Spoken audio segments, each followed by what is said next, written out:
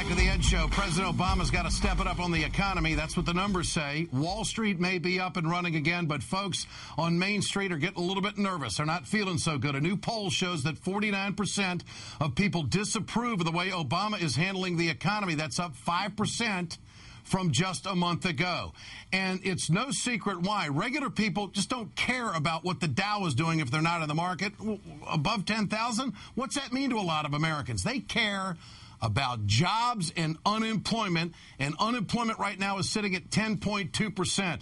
Let me bring in John Harwood, CNBC chief Washington correspondent and political writer for the New York Times. John, good to have you with us tonight. This story catches my attention because I was reading in the Financial Times an article by a renowned economist, Jeffrey Sachs. He writes the Obama administration stimulus policies are not well targeted. The Republican alternatives are even worse. Both sides are missing the key fact. The U.S. economy needs structural change that requires a new set of economic tools. With that, John, do you think the White House is completely confident that they do have the tools and they're headed in the right direction to turn these numbers around? Well, I think they're trying, Ed, but they're running up against the limits of what the political marketplace will bear. One of the things that Jeff Sachs mentions in that story is transforming a so-called green economy. Well, Barack Obama is trying to do that in energy legislation, pushing this cap-and-trade idea, but it's running into some serious political resistance. Doesn't mean it's impossible that it'll happen, but it's very, very tough. Are we headed for a second stimulus package? I think it's going to be difficult, Ed, for Democrats to resist calls for a second stimulus.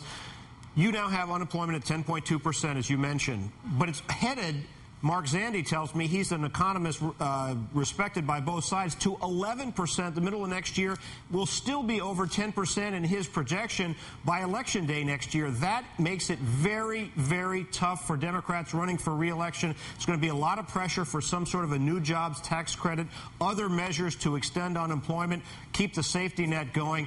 And I got to say, in light of your previous segments with Lanny and Brent, it makes it a difficult play that you were calling to turn down health care and take it to the voters next year, because Democrats don't want to take a huge policy argument to the voters when unemployment's over 10%. It's going to be a hard year to run as a Democrat next year. You know, John, that's a great point, but my counter to that is this.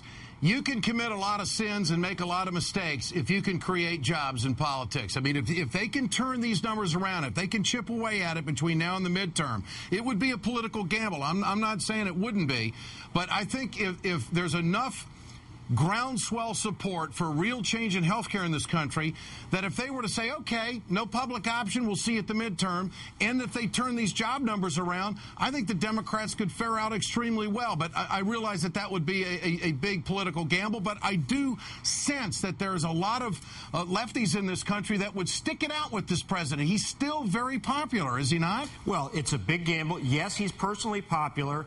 But the intensity right now is on the Republican side, so it would be a major roll of the dice for the administration to take that stance, and I don't expect him to. On the point about doing something about jobs, if you have a second stimulus, it's still going to be difficult to get the unemployment rate down very much by Election Day even. Zandi says if you add a couple of $100 billion in stimulus, which wouldn't be an easy lift in this Congress, given all the concern, all the fog out there about spending and deficits and that sort of thing, you might take a little bit of the peak off of how high unemployment goes, but the best you could hope for is get it moving in the right direction. It wouldn't come down all that much. It is about jobs, and this White House is going to have to create no doubt about it. They're going to have to create jobs in Michigan, in Ohio, in Indiana, in Pennsylvania. There's no question. I mean, jobs everywhere count, but I'm talking about the places where Obama won by not very much. You know, manufacturing in Indiana, Ohio, and also Michigan. These are key states. I think health care reform is a big part of that. One quick question with you, John, on health care. Harry Reid says he thinks he can get it done by the end of the year. What do you think?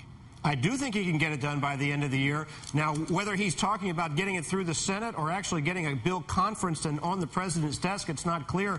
But look, I think Democrats are headed probably not with the public option provision that you favor, but are headed for something that is truly an historic achievement. You're talking about something near universal coverage that hasn't been done in 70 years in this country. It's a big deal. I think they're likely to get it in the end. The question is, given those jobs numbers we've been talking about, how much political credit do they get for it? Unclear.